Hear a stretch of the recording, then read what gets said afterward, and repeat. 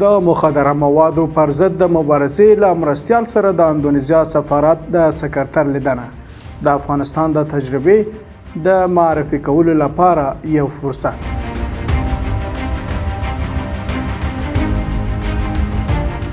د کورنیو چارو وزارت د معلوماتو له مخې په دې لیدنه کې د اندونیزیا سفارت سکرتر د مخدره موادو پر ضد د مبارزې په برخه کې د افغانستان د لاسته راوړنو ستاینه وکړه او ویل چې غواړي د خپلې ډاکټورا سند د ترلاسه کولو لپاره د افغانستان د تجربې په اړه یوه هر اړخیزه علمي څېړنه ترسره کړي.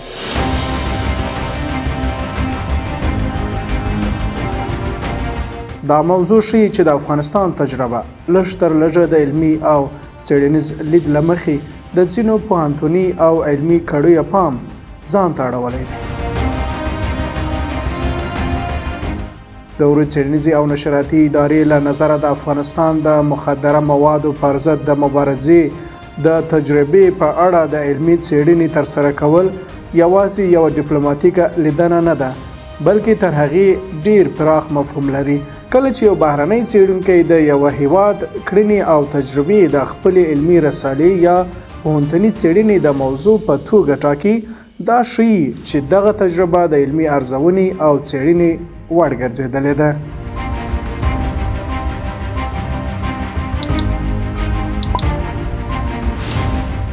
که د دې څېړنې پایلې د مستندو معلوماتو او علمي میتودونو پر بنسټ خپرې شي، نو د افغانستان د تجربې په معرفي کولو کې به د پوهنتونونو، څېړنیزو مرکزونو او تخصصي علمي غونډو لپاره مهمه ونډه ولري. دا چاره کولی شي د افغانستان د مدیریتي وړتیاوو په اړه په یوه ځانګړې برخه کې یو متفاوت انځور وړاندې کړي.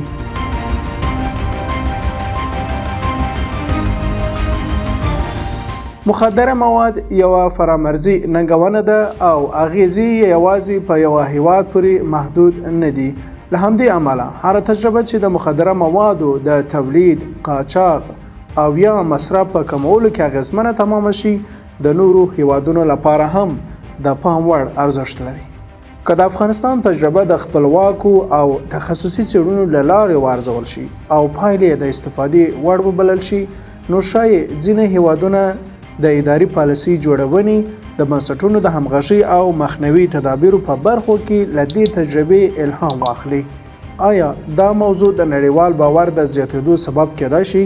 د اورو څېړنیزې او نشراتي ادارې له نظره د دې پوښتنې ځواب د سیاسي باور او اجرایي باور ترمنځ د توپیر په درک پورې تړاو لري.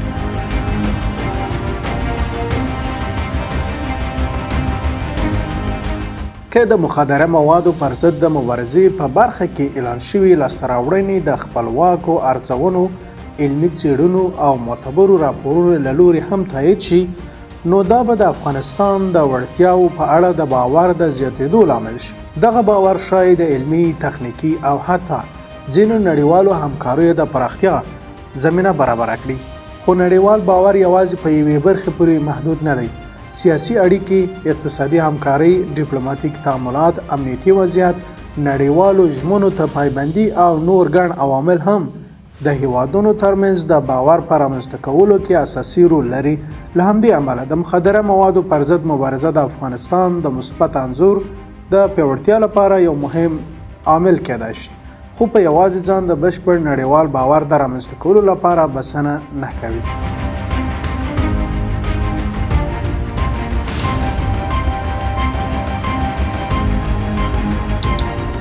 سره له دې د اوروج ادارې له نظره افغانستان په تیرو څه باندې 4 کلونو کې د مخدره موادو پر ضد د مبارزې ترڅنګ هڅه کړې چې له سیمې هیوادونو سره خپلې سیاسي او اقتصادي اړیکې پراخې کړي، ډیپلوماټیک تعاملات زیات کړي او د پخوا په پرتله ډیر امنیتي ثبات رامنځته کړي. دغه بدلونونه د مخدره موادو پر ضد د مبارزې له لاسته راوړنو سره یو ځای کولی شي د سیمهییزو همکاریو د پراختیا او د ځینو هیوادونو د باور د جلبولو لپاره زمینه برابره کړي. خو دا چې دغه باور به په نړیواله کچه تر کومه حده پراخ شي، له بېلابېلو سیاسي، اقتصادي او ډیپلوماټیکو عواملو سره تړاو لري.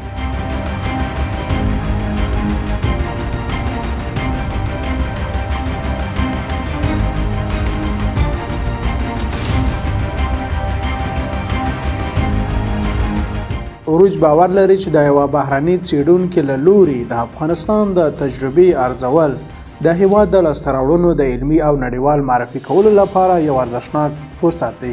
که دا بهیر د مستندو څېړنو له مخپرېدو، د علمي همکاریو له پراختیا او د علمي اقداماتو له دوام سره مل وي، نو کولی شي د افغانستان ځایګی په ځینو تخصصي برخو کې پیاوړی کړي او له سیمې او نړۍ سره د لا ډیرو همکاریو او خبرو اترو زمینه برابره کړي. په پای کې د دې فرصت پر یوه دوامداره لاسته راوړنه د بدلولو لپاره د اقداماتو دوام، د پایلو شفاف وړاندې کول، علمي همکاري او له نړیوالې ټولنې سره رغنده تعامل اړین دي.